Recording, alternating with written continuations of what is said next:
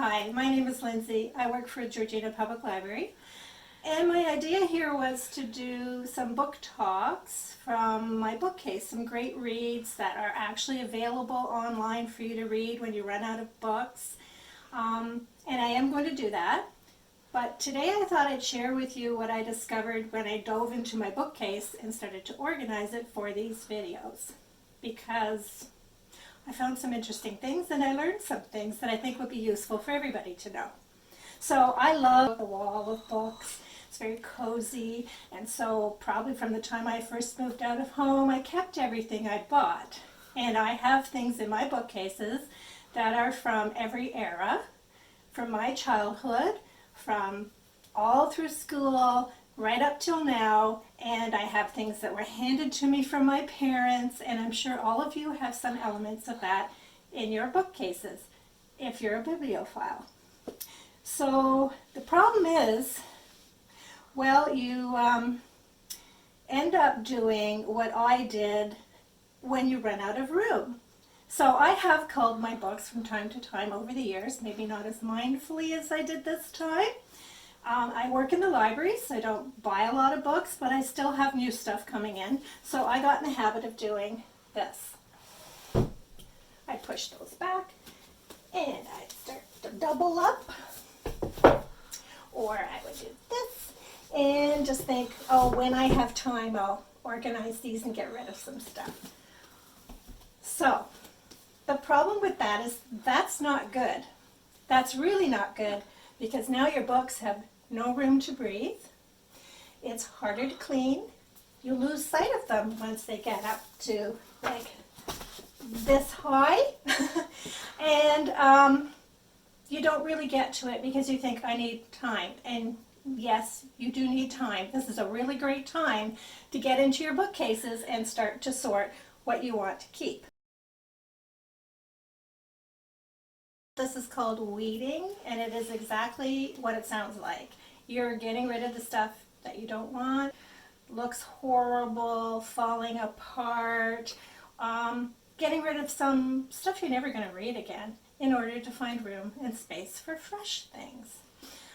So for instance, I had a whole shelf of these nice little paperbacks of Shakespeare, and they're in reasonable condition. They're worth hanging on to as far as condition.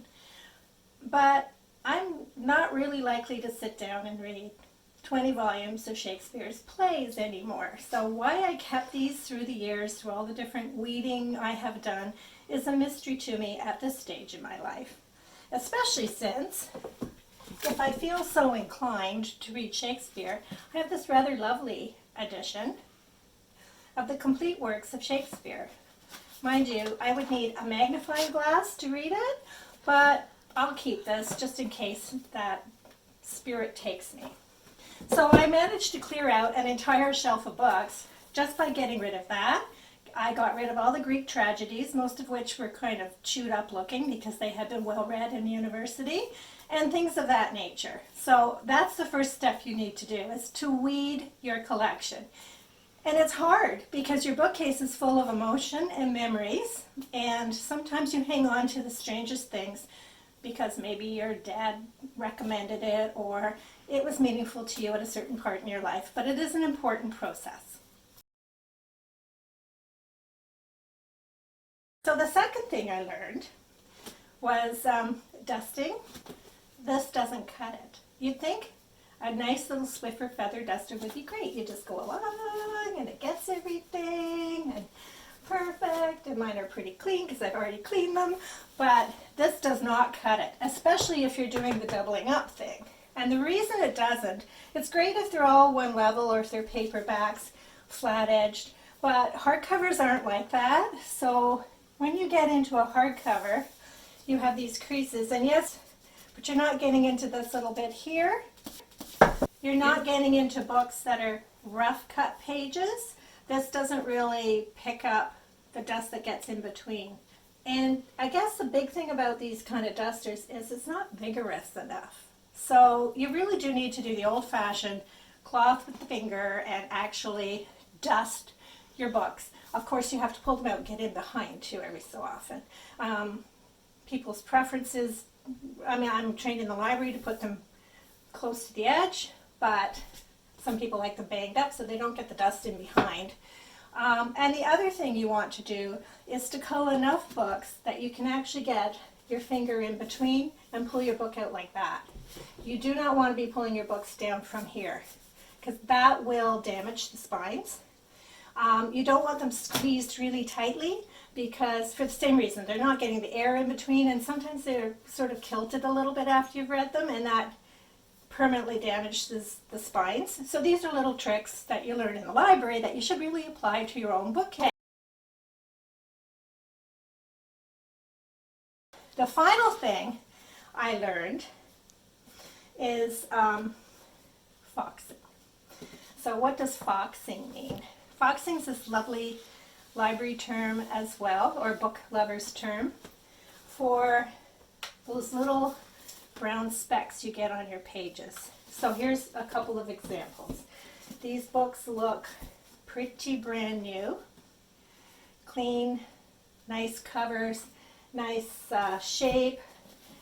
The insides are in great condition, but, and you can see it here, see the brown specking?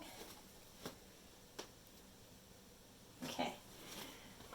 This one that looked so pristine and is actually a great read has a different speckle all the way through and kind of down the side, unfortunately, as well.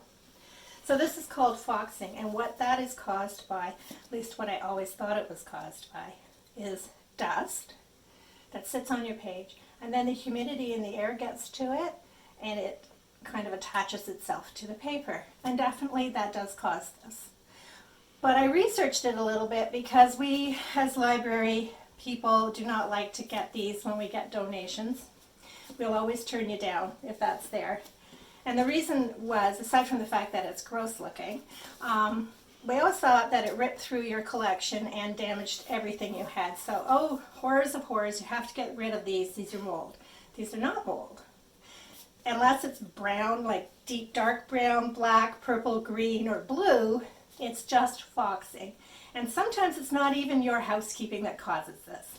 It's the materials. So that I thought was very interesting, that the type of paper and glues that are used in the book, combined with humidity, can cause this. So sometimes it's not your fault and there's not much you can do about it, but please don't bring them into the library.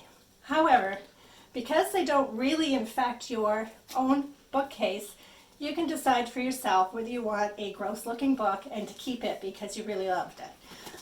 In these cases, I'm not going to do that, but sometimes it's really, really light, and you can, with some vigor, get rid of it. So here's a perfect example of why a duster doesn't work.